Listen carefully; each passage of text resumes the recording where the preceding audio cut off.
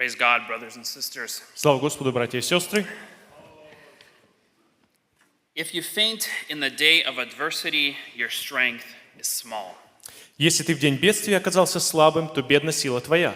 Proverbs 24:10. Притча 24:10. And today I want to talk about strength. И сегодня я хотел говорить о силе. There are several definitions, they're pretty obvious. И есть очень несколько очевидных таких определений этого слова. There's actually more than 20 when I looked it up. Я нашел более 20 определений этого слова, But they're all very similar.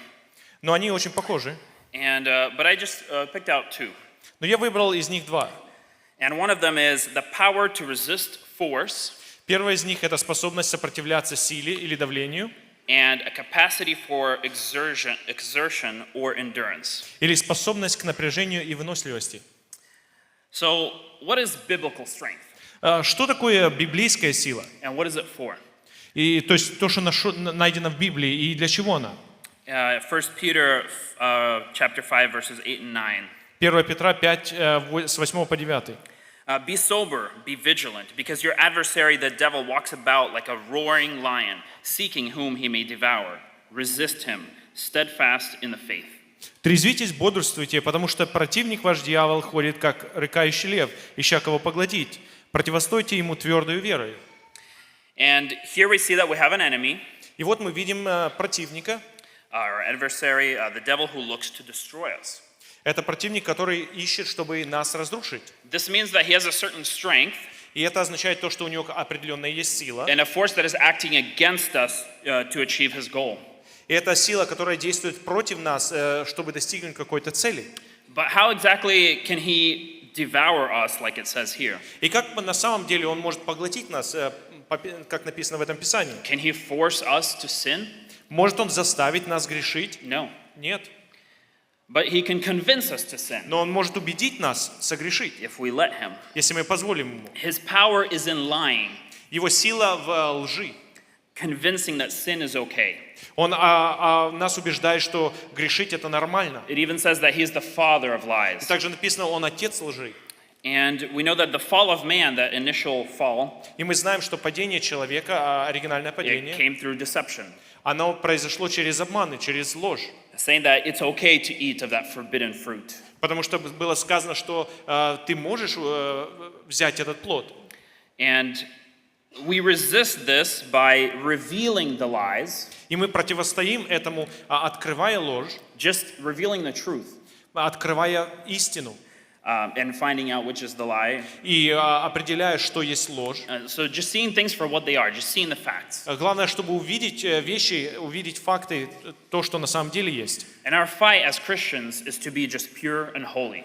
И наша борьба, как христианами, она есть чистая борьба, и она святая борьба. And so if the devil has strength and he's compared to a lion, И если дьявол, он имеет силу, и его сравнивается со львом, then we need strength to be able to resist that kind of power.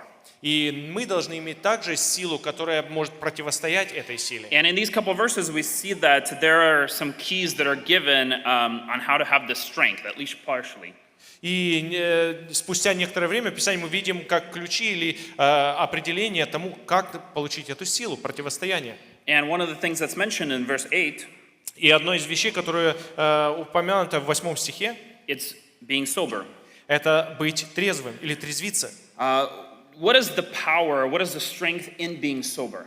В чем есть сила быть трезвым? A person that's sober, he thinks clearly, Человек, который трезвый, он чисто видит или мыслит, can make decisions without any impairment, и он может принимать решения без всякого наружного влияния, and sees facts just for what they are. и он видит факты, как они на самом деле являются. It almost seems like there's nothing special here, И на первый взгляд кажется, ничего особенного в этом нет, but it is very, very powerful, но в этом есть огромная сила, especially in the spiritual world. особенно в духовном мире. Sober also means to be calm. И быть трезвым также означает быть спокойным. When we are calm, we have faith that God is in control. Когда мы спокойны, мы имеем веру в то, что Бог контролирует всем. Or when we know that He does, then we are calm. Или наоборот, если мы знаем, что Он контролирует всем, то мы спокойны. Right? If someone is in panic, they can start to make decisions that are not that are not right. И когда кто-то паникует, он начинает принимать решения, которые неправильные.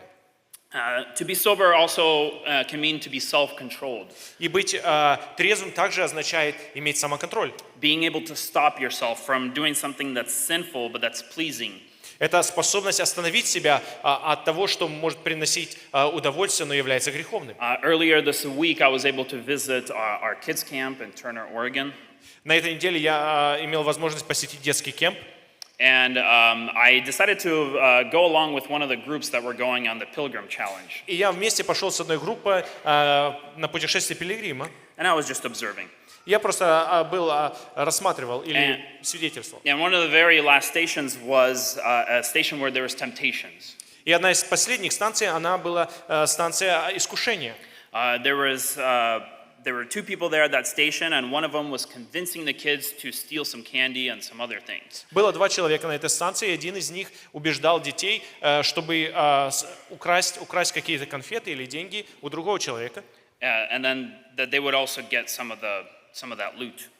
И он обещал этим деткам, что они могут получить эти конфеты, которые они могут украсть у другого человека. And in this group, all the kids passed, no one gave in. И из этой группы, в которой я был, все прошли успешно это. But it was interesting because as the group was already walking away, this person continued trying to entice the kids, like, come on, maybe you changed your mind. Но интересно, когда детки уже отходили от этой станции, человек, который искушал их, он продолжал искушать и пытался убеждать их: возвратитесь, получите. And there were a few that were actually kind of like thinking like, well, maybe now it's over, maybe now we can go, and you could see this little battle that they had.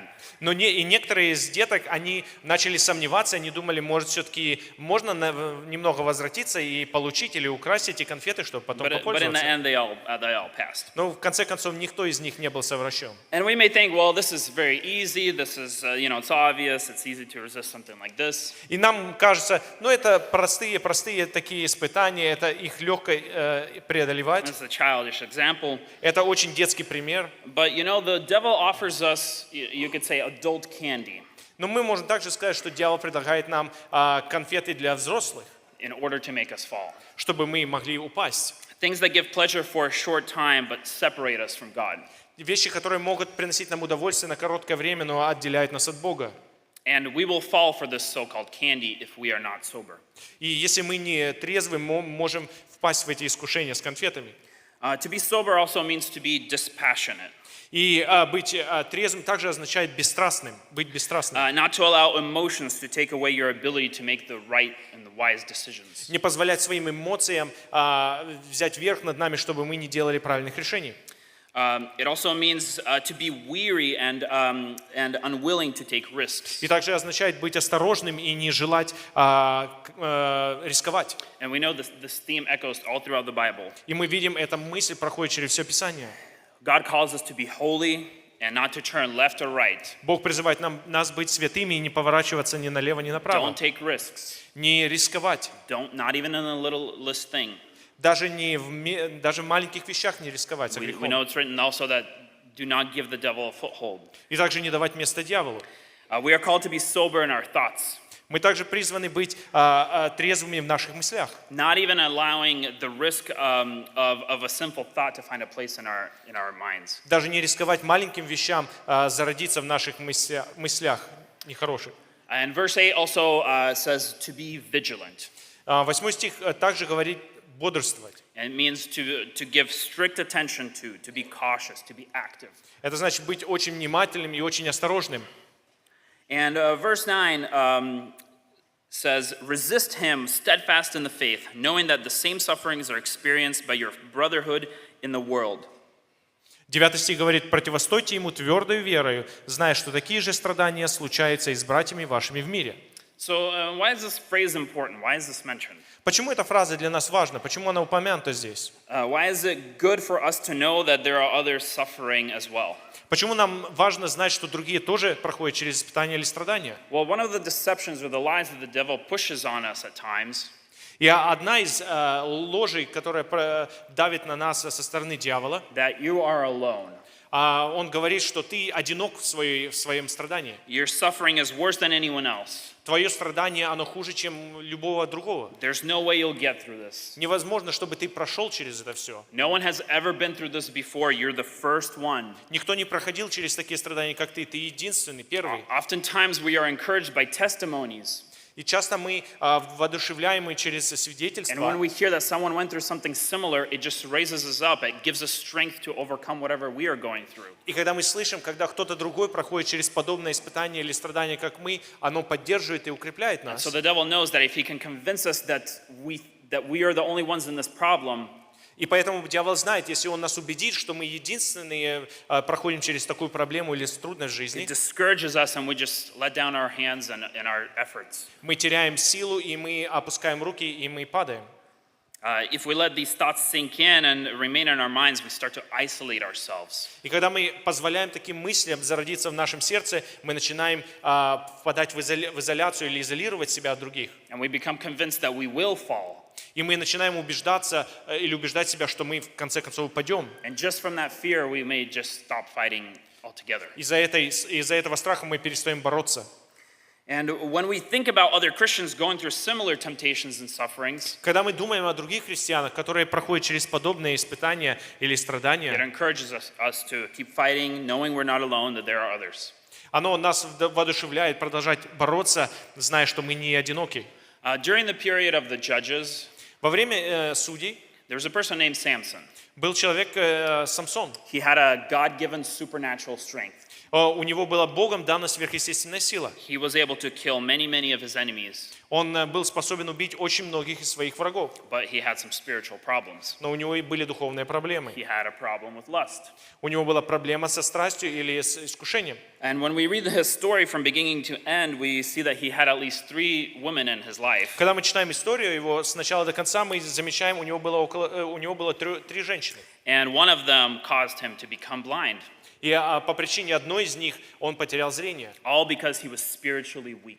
потому что он был духовно слаб. Samson was not sober. Самсон, он не был трезвым. He lacked self-control. У него не было целомудрия или He самоконтроля. allowed his emotions to take over his ability to make wise decisions. Он позволял своим эмоциям взять верх над своими решениями, здравым решением. And he was taking risks. He was not cautious. И он рисковал очень много, он не был аккуратный. And he was also likely very full of pride. И, скорее всего, он был горд. Because we know that in Proverbs it says that pride comes before the fall. И мы знаем, что в притче говорится, что гордость предшествует падению. He probably thought a lot about his strength and that he's invincible. Скорее всего, он думал очень много о своей силе, что он непобедимый. And this is a very sad story. И это очень печальная история. But it shows us what will happen if we are not sober. Но она показывает нам, что произойдет с нами, если мы не будем трезвы. We also know a similar story, but about Joseph. Также подобная история мы знаем о He Иосифе. was also tempted, Он тоже был искушаем, but because he was sober, he was victorious. но по той причине, что он был трезв, он победил. He showed that he was spiritually strong Он показал, что он был силен духовно, in self-control, в целомудрии, in his fear of God, which allowed him to reign over his emotions. и в его страхе пред Богом он победил свои эмоции. He was not willing to take any risks, Он не позволял себе рисковать с этим, just to allow one little sin. чтобы позволить один маленький He грех. was vigilant. Он был на страже. He was alert. Он был на страже. And being sober can also mean, or it literally means the opposite of being drunk. И быть трезвым – это противоположно тому, чтобы быть пьяным. There could be other reasons for not being sober, but that's one of the ones that we know of the most, I guess. И есть другие причины, которые определяют нетрезвость, но мы будем акцентироваться на этом. And we know that at times police will pull people over И иногда полицейские, они останавливают людей, when they suspect that someone is not sober who is driving. когда они подозревают человека в нетрезвом And they состоянии. do a sobriety test. И они делают тест на трезвость. They look for symptoms of impairment, an ability to think clearly. И они смотрят на всякие симптомы, которые могут определять то, что человек под влиянием. Or when a person is just not acting as a sober person. И когда would. человек ведет себя как нетрезвый. And so today I call upon every one of us to take a spiritual sobriety test. Я призываю каждого из нас сегодня как бы сделать себе тест на трезвость. Are we spiritually strong? Являемся ли мы крепки духовно? Are we sober? Трезвы ли мы? Are we allowing little sins here and there, Позволяем ли мы маленьким грехам здесь и там giving a foothold to the devil? давать место дьяволу? If you faint in the day of adversity, your strength is small. Если ты в день бедствия оказался слабым, то бедна сила твоя. How is your strength? Как твоя сила? Maybe it hasn't been tested yet. Может, она не проходила испытания еще. Maybe you're confident like Samson was and he thought, everything is good, I'm still strong, God is with me. Может, ты сам уверен, как Самсон, ты сильный, твоя сила с тобой всегда. Are you ready today for your day of adversity? Готов ли ты к своему дню бедствия? Let's examine ourselves and bow down and pray. Давайте посмотрим на себя и преклонимся и помолимся. Amen. Аминь.